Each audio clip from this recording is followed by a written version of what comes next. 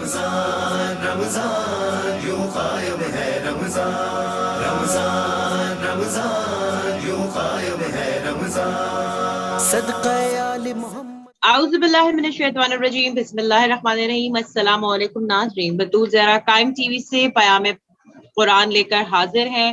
آج ہم کرنے جا رہے ہیں سورہ عنکبوت کی 8ویں نشست۔ تو بنا کسی دیر کے چلتے ہیں اپنی مہمان محترمہ سیما زیدی صاحبہ۔ جی السلام علیکم۔ وعلیکم السلام ورحمۃ اللہ وبرکاتہ۔ جی آپ آج کیا بتا رہی ہیں ہمیں؟ اعوذ باللہ من الشیطان الرجیم، بسم اللہ الرحمن الرحیم، الحمد للہ رب العالمین، والصلاة والسلام علی محمد وآلہ الطیبین الطاہرین۔ سامعین گرامی، سورہ عنکبوت کے حوالے سے ہماری گفتگو جہاں تک پہنچی تھی اس سے آگے کی ہم انشاءاللہ آج شروع کریں گے۔ پروردگار عالم نے اس سورے کی 52 نمبر کی آیت میں ارشاد فرمایا، ان سے کہہ دو کہ میرے اور تمہارے درمیان خدا ہی گواہ کافی ہے، اور جو کچھ آسمانوں اور زمین میں ہے میں اسے جانتا ہوں، اور جو لوگ باطل پر ایمان لائے اور انہوں نے خدا کا انکار کیا وہ خسارے میں ہیں۔ اور پھر آگے کی آیتوں میں کافرین کی جانب سے کہ جو کسی صورت بھی اس تبلیغ پر آمادہ نہیں ہوتے تو اور عذاب کے لیے جلدی کرتے ہیں، کہتا ہے کہ یہ لوگ تجھ سے عذاب کے لیے جلدی کر رہے ہیں، اگر ایک وقت مقرر نہ ہو چکا ہوتا تو ان پر اللہ کا عذاب آ جاتا، اور یہ عذاب آخرکار ان پر ناگہانی طور پر نازل ہوگا جبکہ وہ بے خبر ہوں گے۔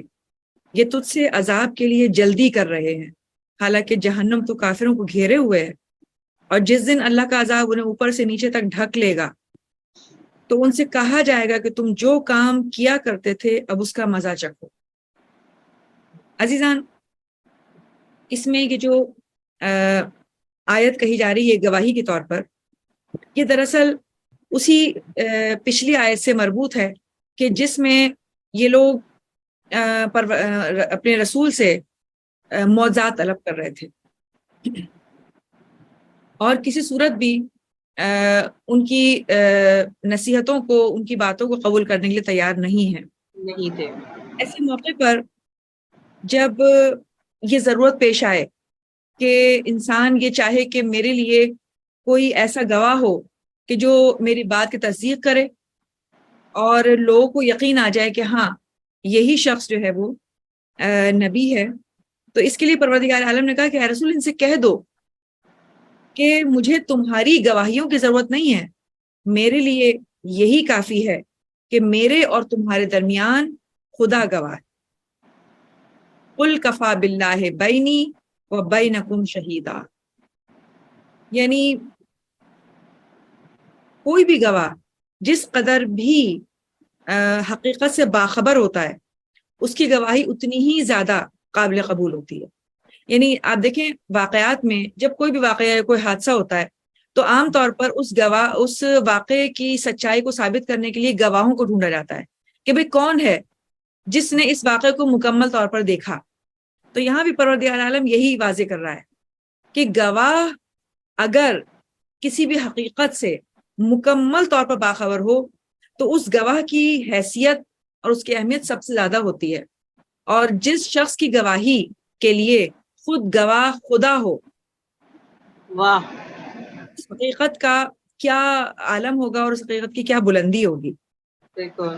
یعنی وہ خدا جو میرا گواہ ہے دراصل وہی اس پوری بزم کائنات کا خالق ہے، وہ آسمانوں اور زمین میں جو کچھ بھی ہے وہ جانتا ہے، اور اس سے بڑھ کر کوئی اور گواہ ممکن نہیں ہو سکتا۔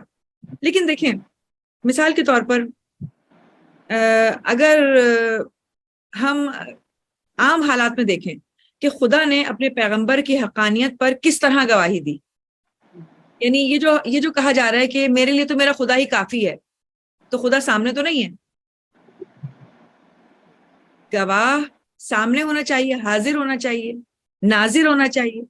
تو اب بظاہر ان لوگوں کے سامنے کہ جو اس حقیقت کا انکار کر رہے ہیں اور اس تبلیغ سے انکاری ہیں، کس طرح یہ بات عملی طور پر ثابت ہو پائے گی کہ یہ کہا جائے کہ ان کے لیے تو خدا ہی کافی ہے؟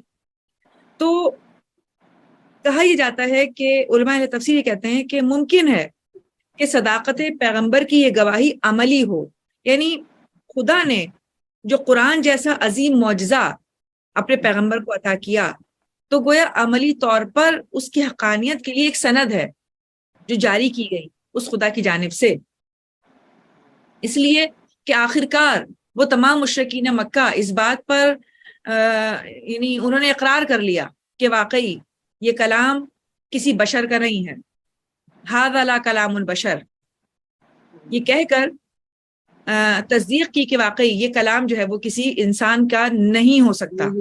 بالکل۔ اب جو یہ قرآن کریم پیغمبر کے ہاتھوں میں موجود ہے، یہ خود اس خدا کی گواہی کے طور پر ایک سند ہے، کیونکہ کیا یہ ممکن ہے کہ خدائے حکیم و عادل قرآن جیسا معجزہ کسی ایسے کو عطا کر دے کہ جو اپنی بات میں سچا بھی نہ ہو؟ یعنی وہ خدا جو ایسی لاریب کتاب کو بھیج سکتا ہے، ایسے بے عیب نظام کائنات کو بنا سکتا ہے، تو کیا وہ اپنی اس کتاب کے لیے، اپنے اس معجزے کے لیے کسی ایسے شخص کو منتخب کرے گا کہ جس کے کردار میں جھول ہو، کہ جس کے کردار میں معاذ اللہ کوئی عیب ہو؟ اس کا مطلب ہی یہی ہے کہ ایسا لاریب اور ایسا بے عیب کلام الہی جس کسی کے بھی ہاتھ میں دیا جا رہا ہے، یہ اس کے کردار کی خود خدا کی جانب سے گواہی ہے۔ یعنی خدا نے مجھ پر اعتماد کیا، مجھ پر، اور مجھ پر اعتبار کر کے میرے لیے، میرے ہاتھوں میں ایسی عظیم الشان کتاب جو ہے وہ مجھے دی۔ تو عملی طور پر خدا کی قولی شہادت خود قرآن کریم کے اندر اپنے حبیب کی مدح و ثنا ہے، اور عملی طور پر اس کتاب کے لیے اس جیسے شخص کو چننا کہ جس نے معاشرے میں اپنے آپ کو صادق اور امین کہلوایا، اس آغاز نبوت سے پہلے، اس کلام کے آغاز سے پہلے جو وحی الہی کی صورت میں ان پر نازل ہوا۔ چنانچہ سورہ احزاب میں پروردگار عالم اپنے رسول کی شان میں ارشاد فرما رہے کہ محمد تمہارے مردوں میں سے کسی کے باپ نہیں ہے، وہ تو اللہ کے رسول اور خاتم النبیین ہیں، یعنی باقاعدہ نام لے کر مخاطب کیا۔ اسی طرح سورہ فتح میں آواز دی کہ محمد رسول خدا ہیں، اور جو لوگ اس کے ساتھ ہیں وہ کفار کے مقابلے میں سخت ہیں اور باہم ایک دوسرے پر رحیم اور مہربان ہیں۔ تو اس طرح پروردگار عالم نے قولی طور پر بھی اور فعلی طور پر بھی اپنے آپ کو گواہ کے طور پر پیش کیا کہ میں وہ گواہ ہوں کہ جس کے بعد اب اور کسی گواہ کی ضرورت باقی نہیں رہتی۔ اسی طرح سے جب اگلی آیتوں میں پروردگار عالم نے کہا کہ یہ جو تم سے خدا کا عذاب مانگنے میں جلدی کر رہے ہیں، تو ان سے بتا دو کہ اگر ہم اس کا وقت معین نہ کرتے تو بہت جلد تم پر عذاب آ جاتا، اس لیے کہ منشاء الہی میں سے یہاں آپ کو تھوڑا سا روک رہی ہوں، کون لوگ عذاب الہی مانگ رہے تھے؟ مطلب وہ کافر کہ جن کو رسول خدا تبلیغ کر رہے تھے اور اس کے مقابلے میں وہ معجزات مانگ رہے تھے، اور جب کہا کہ میں اس طرح سے معجزات نہیں دے سکتا، یہ تو خدا کے اختیار میں ہے، میرا کام تو صرف تبلیغ کرنا ہے، تو اس پر انہوں نے رسول کے اکرم کے کردار پر جو ہے وہ الزامات لگائے کہ معاذ اللہ وہ جادوگر ہے۔ جب انہوں نے چاند کے 2 ٹکڑے کیے جی، تو اس کے بعد بھی ایمان نہیں لائے وہ لوگ۔ ہاں، مطلب ایک طبقہ ایسا رہا کہ جو شروع سے آخر تک حالانکہ ہر چیز کا گواہ تھا لیکن ایمان نہیں لایا، اور پھر آخر میں اگر فتح مکہ کے وقت مصلحتاً اسلام کی شان و شوکت کو دیکھ کر، اسلام کے عروج کو دیکھ کر، کہ جب رسول خدا اپنے اتنے سارے ساتھیوں کے ساتھ مکہ پہنچے ہیں تو اب ان کے پاس کوئی چارہ نہیں تھا، یہ وہ اپنی تمام کوششیں کر چکے تھے، تو اب کوئی چارہ نہ پا کر اگر اسلام قبول کیا تو دل سے اسلام کو قبول نہیں کیا تھا۔ یہ جو تم کہتے ہو یا پہلی آیت پہ آ گئے ہم کہ تم ایمان لے آئے تو ہم تمہیں پرکھیں گے. واہ. تمہیں پتہ ہے. لیکن یہ جو اشارہ ہے کہ جو عذاب کے لیے مانگا جا رہا ہے یہ ان لوگوں کے لیے جنہوں نے زندگی میں نہیں قبول کیا. جیسے ابو جہل نے قبول نہیں کیا, ابو لہب نے قبول نہیں کیا. باقاعدہ ابو لہب کے اور اس کی بیوی کے لیے تو باقاعدہ آیتیں اتری سورہ لہب جو کہ اس کی مذمت میں اتاری گئی. تو یہ ان لوگوں میں سے تھے کہ جنہوں نے باقاعدہ کہا کہ ٹھیک ہے دیکھ لیں گے, منگوا لو عذاب اگر تمہیں ایسا کرتے ہو تو پروردگار عالم یہ کہتا ہے کہ یہ منشاء الہی ہے کہ یہ جو ہم دیر کرتے ہیں عذاب دینے میں, اس کی ایک مصلحت تو یہ ہے کہ ہو سکتا ہے کہ تم ابھی فوری طور پر اس پیغام کو قبول نہ کرو, لیکن کچھ عرصے کے بعد یہ پیغام تمہارے دلوں میں راسخ ہو جائے, تم اس کی طرف مائل ہو جاؤ. تو اول یہ خواب یہ مطلب یہ جو دیری ہے یہ خواب کفر سے بیداری کے لیے ہو سکتا ہے تم بیدار ہو جاؤ, اور ایسا نہ ہو کہ ہم اگر اس عذاب میں جلدی کریں تو تم ہم سے یہ شکایت کرو کہ پروردگار کچھ صبر کر لیا جاتا, کچھ دیر کر دی جاتی, کچھ ہمیں مہلت دے دی جاتی تاکہ ہم پر اتمام حجت ہو جاتی.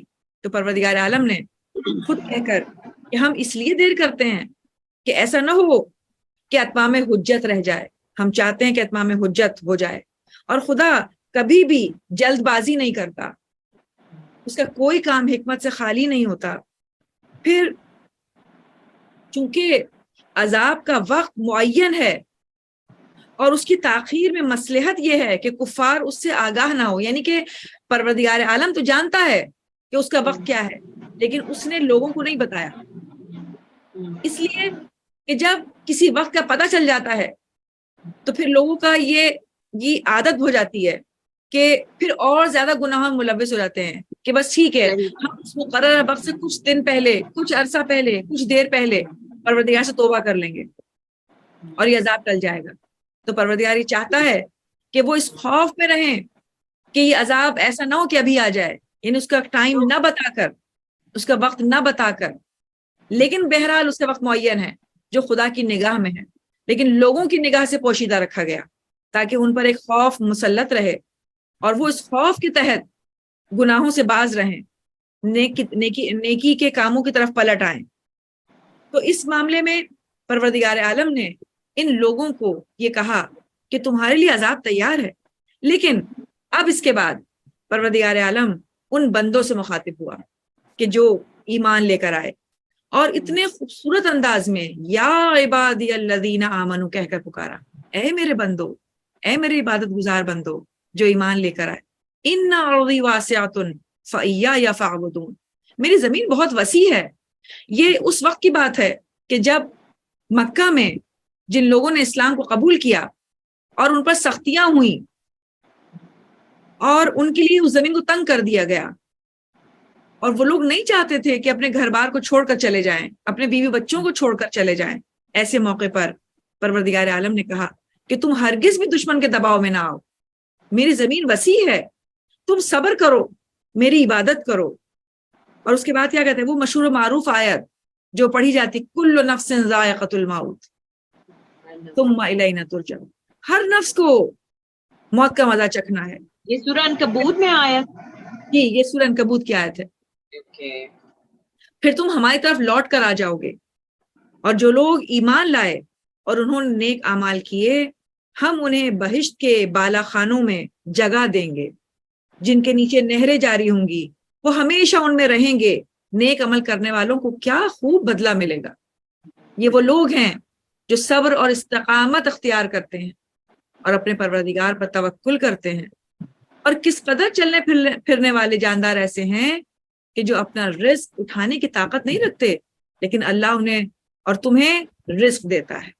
اور وہ سبحان اللہ, سبحان اللہ, سبحان اللہ. میں نے آیت پیدر پہ پڑھی تاکہ ایک ہم کنکلوژن دے سکیں کہ اس میں پروردگار عالم ان مومنین سے مخاطب ہو کر جہاں ایک جانب انہیں تسلی دے رہا ہے کہ مت گھبراؤ, اگر یعنی شرعی طور پر بھی ہمارے دین میں یہ بات ہے کہ اگر کوئی ایسی جگہ کہ جس زمانے میں یا جس معاشرے میں مسلمانوں کی آزادی سلب ہو جائے, انہیں وہاں پہ ذلت و خواری کے سوا کچھ بھی حاصل نہ ہو اور وہ وہاں رہ کر اپنے دین پر عمل نہ کر سکیں, تو پھر مسلمانوں پر فرض ہے کہ وہ وہاں سے ایسے مقامات کی طرف ہجرت کر جائیں جہاں ان کو آزادی میسر آئے، جہاں وہ اپنی آزادی کے ساتھ اپنے دینی فرائض کو انجام دے سکے۔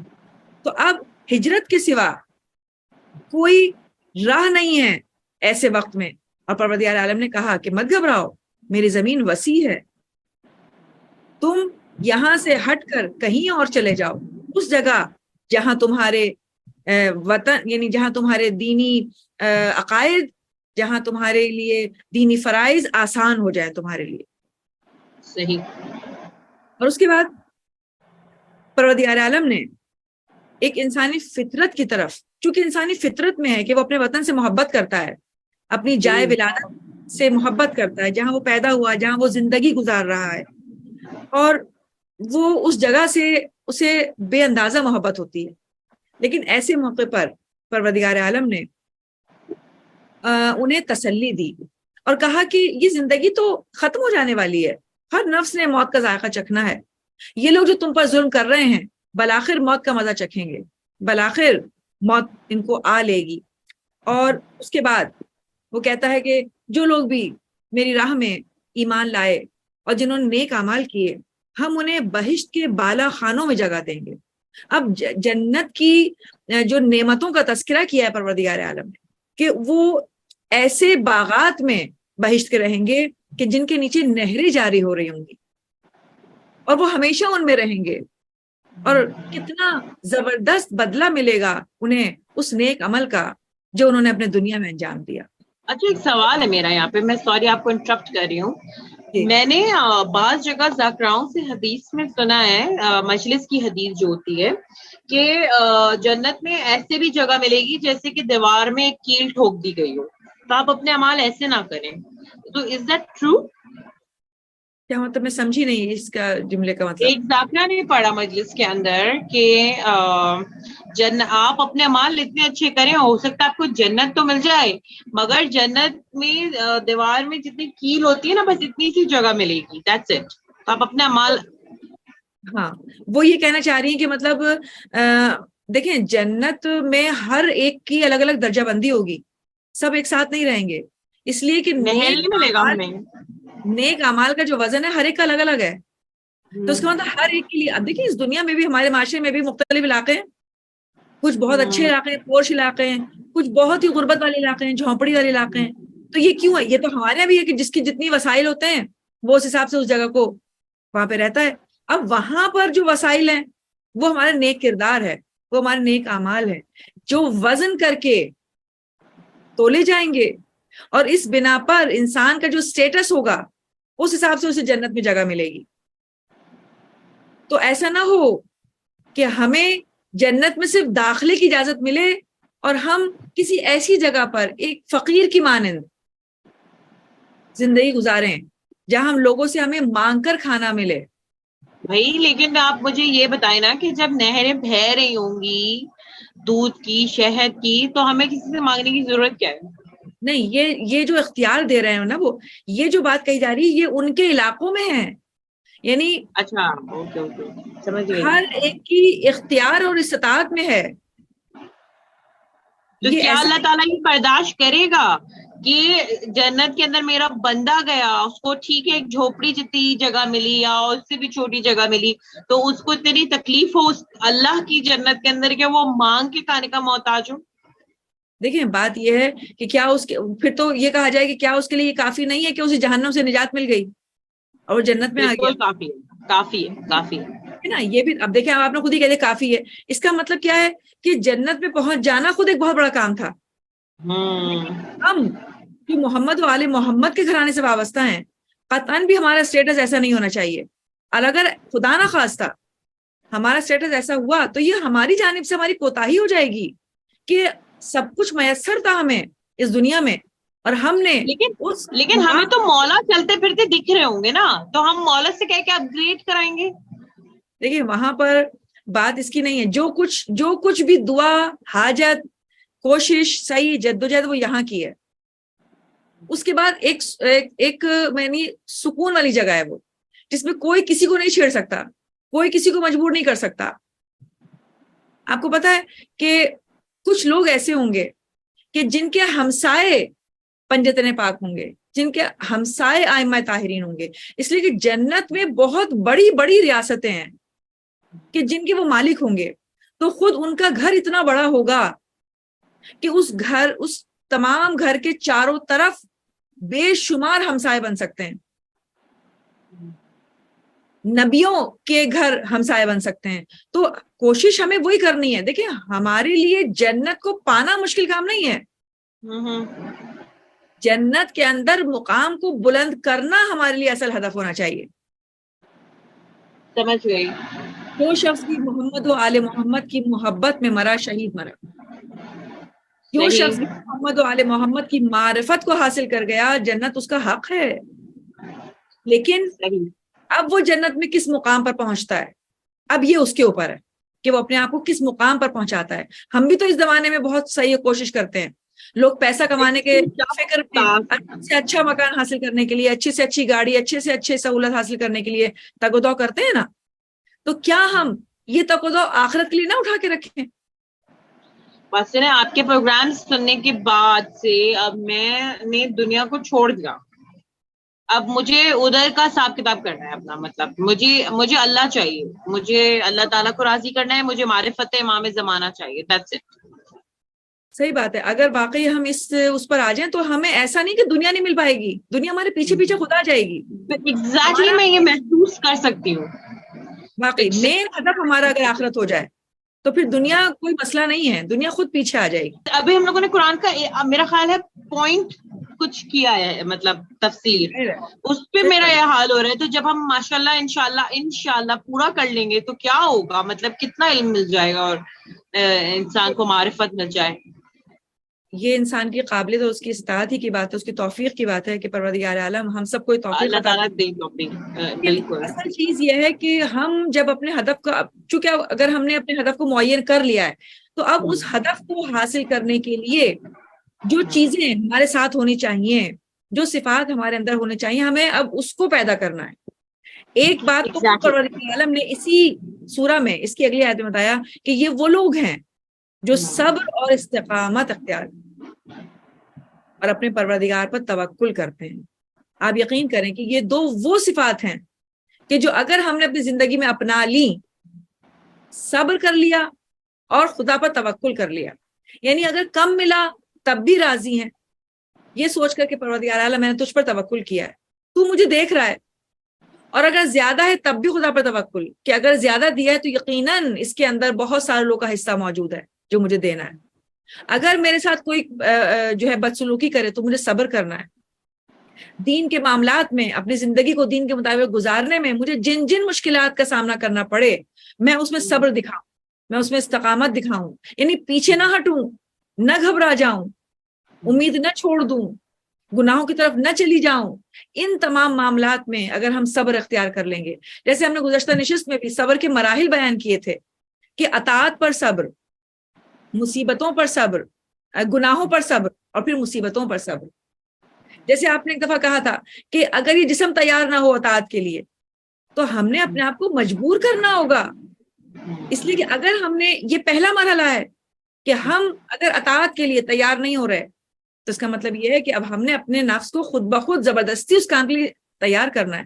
اور جب ہم شروع کے مرحلے میں ابتداً اس کام کو کریں گے تو آہستہ آہستہ جب ہم اس پہ راضی ہو جائیں گے اور اس کے عادی ہو جائیں گے تو پھر انشاءاللہ گناہوں سے خود بخود دوری ہوگی اور اگلے مرحلے میں داخل ہو جائیں گے۔ اگلے مرحلے میں گناہوں کو اسی طرح برا سمجھیں گے، اسی طرح ان کی حقیقت کو جان لیں گے جیسی حقیقت انبیاء کے سامنے آئی ہے۔ وہ کیوں گناہوں سے دور تھے؟ اس لیے گناہوں کی اصل شکل دیکھتے تھے، اصل حقیقت کو جانتے تھے۔ پروردگار اس ایفرٹ کو قبول کر کے بس اتنا کر دے کہ اپنے نیک بندوں میں شامل کر دے، شمار کر لے، اور معرفت امام زمانہ نصیب کر دے، بس that's it۔ اور گناہ جو تھے، گناہ کبیرہ صغیرہ جو ہمیں اس وقت نہیں سمجھ آئے، مجھے وہ سب ختم کر دے، الہی آمین۔ بس اب آخری بات، اور وہ یہ کہ جو کہا گیا کہ ایک عموماً ڈر یا خوف یہ ہوتا ہے کہ جب ہم اپنے جگہ سے ہجرت کر کہیں اور جائیں گے تو ایسا نہ ہو کہ ہماری رسم تنگی ہو جائے یا ہم پریشان ہو جائیں۔ تو پروردگار عالم کہتا ہے کہ تم لوگ کیوں پریشان ہوتے ہو؟ کیا تم نے کبھی اپنے چاروں طرف ان چلنے پھرنے والے جانوروں کو یا پرندوں کو دیکھا ہے؟ کیا کبھی انہوں نے اپنے گھروں میں رزق کا ذخیرہ کیا ہے؟ وہ تو روز صبح اٹھتے ہیں، ہم روز انہیں رزق دیتے ہیں اور وہ روز اپنا رزق حاصل کر کے سو جاتے ہیں. یعنی واہ وہ سبحان فکر اللہ. نہیں کرتے، ان کو امید ہے کہ روزانہ ان کا خالق انہیں رزق دے گا. اور یہی پروردگار عالم نے کہا کہ وہ تو اٹھانے کی طاقت ہی نہیں رکھتے. یعنی اگر وہ جمع بھی کر لیں تو وہ اٹھا نہیں پائیں گے. لیکن ان کا توکل خدا پہ کیسا ہوتا ہے کہ جب وہ صبح اٹھتے ہیں اور منہ اندھیرے اٹھتے ہیں، جب بھی وہ صبح اٹھتے ہیں اور رزق کی تلاش میں نکلتے ہیں تو کبھی کوئی جانور مایوس نہیں ہوتا. پروردگار واہ سب واہ کرتا ہے. واہ واہ واہ واہ واہ سبحان اللہ. روزانہ کی بنیاد پر اپنے روزمرہ زندگی میں اپنے روزمرہ کی بنیاد پر اپنا رزق ڈھونڈتے ہیں اور اس پہ توکل کرتے ہیں. اسی طرح تم بھی توکل کرنا سیکھو. جو خدا انہیں رزق دے سکتا ہے اور روزانہ دے گا، وہ تمہیں کیوں نہیں دے گا؟ وہ تمہیں کیوں نہیں عطا کرے گا؟ اور یقیناً وہ سننے والا اور جاننے والا ہے. یعنی مت گھبراؤ، ہم تمہاری پریشانیوں کو دیکھ بھی رہے ہیں اور تمہارے دلوں میں اٹھنے والی دعاؤں کو سن بھی رہے ہیں. واہ واہ سبحان اللہ سبحان اللہ. پروردگار عالم نے ان آیات میں جن صفات کا اشارہ کیا، میں خاص طور پر ان شب قدر کے ایام میں ہم یہ مل کر دعا کرتے ہیں کہ پروردگار ان صفات کو ہمارے دامن گیر کر دے. ان صفات کی کوشش کریں تاکہ ان صفات کو اپنا کر ہم اخروی زندگی کی طرف اپنا سفر شروع کریں. کل نفس ذائقۃ الموت ثم الینا ترجعون. ہر نفس نے موت کا ذائقہ چکھنا ہے اور بالآخر خدا کی طرف پہنچنا ہے. پروردگار ہم سب کا انجام بخیر کرے اور ہمیں جنت میں اعلیٰ سے اعلیٰ مقام پر لانے کی اور اس مقام پر ٹھہرنے کی توفیق عطا کرے اور ہمیں آل محمد کے جوار کو نصیب کر دے. الہی آمین یا رب العالمین. اسی کے ساتھ ہی ناظرین ہم اپنا سورہ عنکبوت کی 8ویں نشست کو اختتام کرتے ہیں اور کل کریں گے ہم اس کی 9ویں نشست. تو تب تک کے لیے آپ ہمارے ساتھ جڑے رہیں اور دیکھتے رہیں قائم ٹی وی کینیڈا پیام قرآن. مجھے اور میری مہمان کو، میری استاد کو، سیما زیدی صاحبہ کو اجازت دیجیے. اللہ حافظ. رمضان رمضان یوں قائم ہے رمضان، رمضان رمضان یوں قائم ہے رمضان، صدقہ آل محمد سے باقی ہے اس کی شان. رمضان رمضان یوں قائم ہے رمضان، رمضان رمضان یوں قائم ہے رمضان، اس کے توسل سے ہر گھر میں خوب سمایا ہے. سحری ہو یا افطاری میں دسترخوان سجا ہے، ہوتی ہے رونق گھر میں جب آتے ہیں مہمان. رمضان رمضان یوں قائم ہے رمضان.